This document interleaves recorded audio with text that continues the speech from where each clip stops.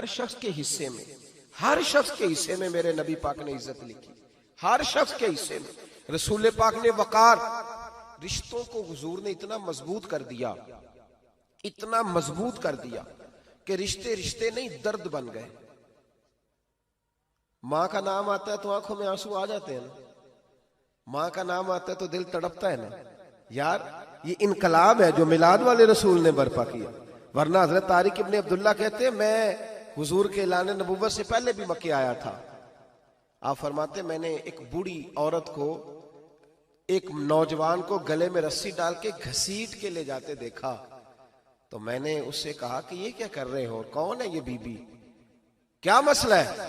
تو وہ کہنے لگا جی میری اماں ہے، بوڑھی ہو گئی ہے، کسی کام کی نہیں رہی تو بیچنے جا رہا ہوں، چلو کسی کے برتن جب مانجے گی تو میرے تو پاس کچھ نفع آئے گا نا بیچنے۔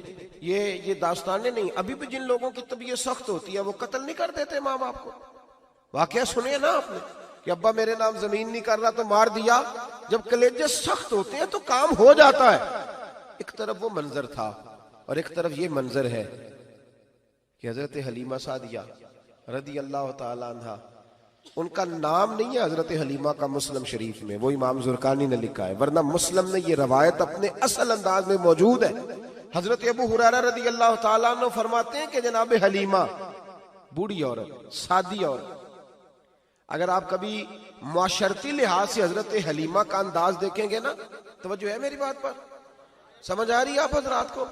جو ہمارا معاشرتی ماحول ہے نا، معاشرتی ماحول، تو حضرت حلیمہ سعدیہ رضی اللہ تعالی عنہ کی حیثیت آج کے معاشرے میں اگر دیکھی جائے تو ایک آیا، بچوں کو پالنے والی آیا نہیں ہوتی، وہ آیا تھی۔ اسکول میں ایک آیا ہوتی ہے، جب بچہ چھوٹے ہمارے پرائیویٹ سکولز میں بچے جاتے ہیں تو عورت سنبھالتی ہے، دودھ ڈال دیتی ہے، کئی دفعہ فیڈر بھی پلا دیتی ہے، بچہ اگر پخانہ پیشاب کرتا ہے تو خدمت کرتی۔ یہ عورتیں اس زمانے میں چھوٹے بچے لے جاتی تھی، پالا کرتی۔ تو بتانا دائی کی، آیا کی، میں مثال دے رہا ہوں، اور نرس کی کیا حیثیت ہے معاشرے میں۔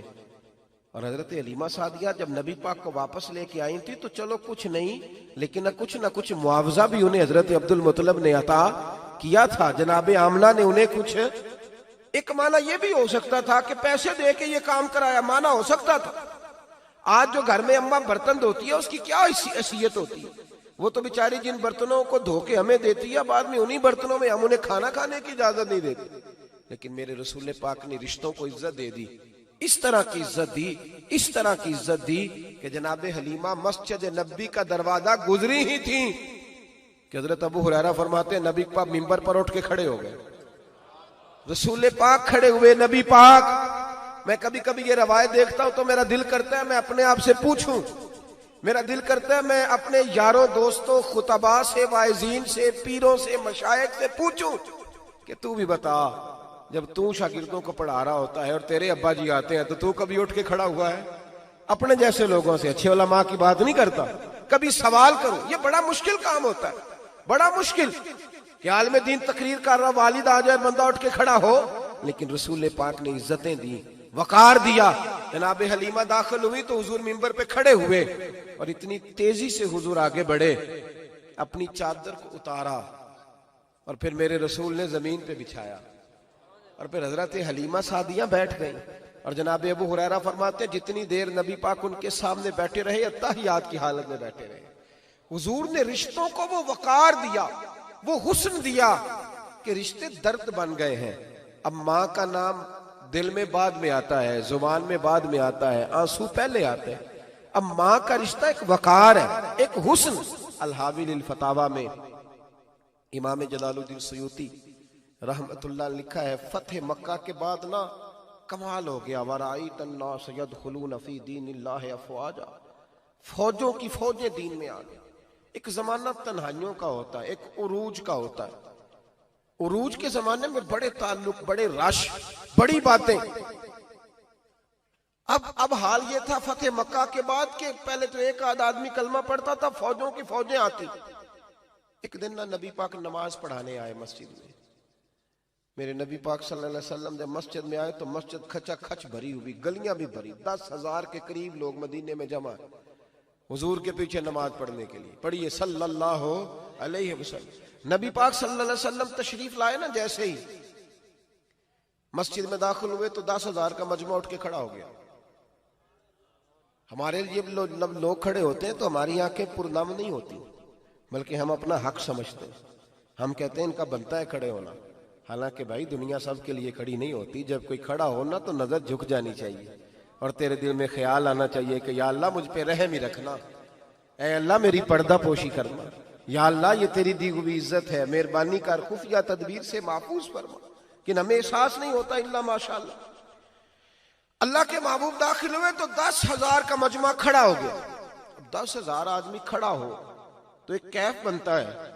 تو میرے جیسا آدمی تو ویسکوٹ سیدھی کرنے لگ جاتا ہے نا کہ بڑی شان ہے جناب، کالر ٹھیک کر لو، دستار سیدھی کر لو، کیا بات. اتنے لوگ بھی کبھی کسی کے گاڑی کے پیچھے بھاگے. لیکن نبی پاک کا انداز کیا تھا؟ رسول پاک کی آنکھوں میں آنسو آ گئے.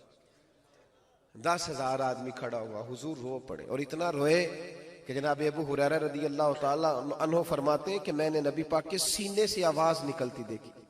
جب آدمی زیادہ روتا ہے تو سینے سے آواز آتی. حضور روئے کہ سینے سے آواز آئی.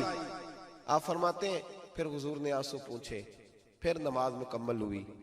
جب لوگ چلے گئے تو حضرت ابو بکر صدیق اٹھ کے قریب گئے، کہا یا رسول اللہ صلی اللہ علیہ وسلم آج کوئی وجہ نہیں تھی رونے کی، آپ آئے ہیں اور رونا شروع کر دیا. تو میرے محبوب فرمانے لگے آج جب میں نے اپنی وہ شانیں دیکھی، وہ مقام دیکھا تو مجھے اپنی اماں کی یاد آ گئی. ماں کی یاد، رشتوں کو وہ عزت دی، وہ وقار دیا، وہ حسن دیا. کہاں نماز کے لیے لوگوں کا کھڑا ہونا اور کہاں اماں کی بات چھیڑ دینا. میرے حبیب فرمانے لگے مجھے اپنی اماں آمنہ کی بات یاد آئی. میری ماں نے تو وہ دور دیکھا تھا جب وجود پہ کپڑے بھی پورے نہیں تھے.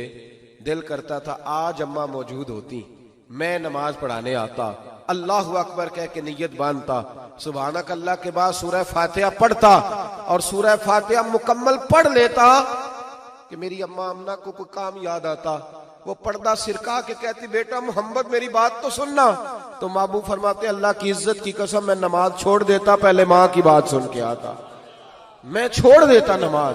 وقار دے دیا، وقار، وہ حسن بخشا، وہ توانائی بخشی.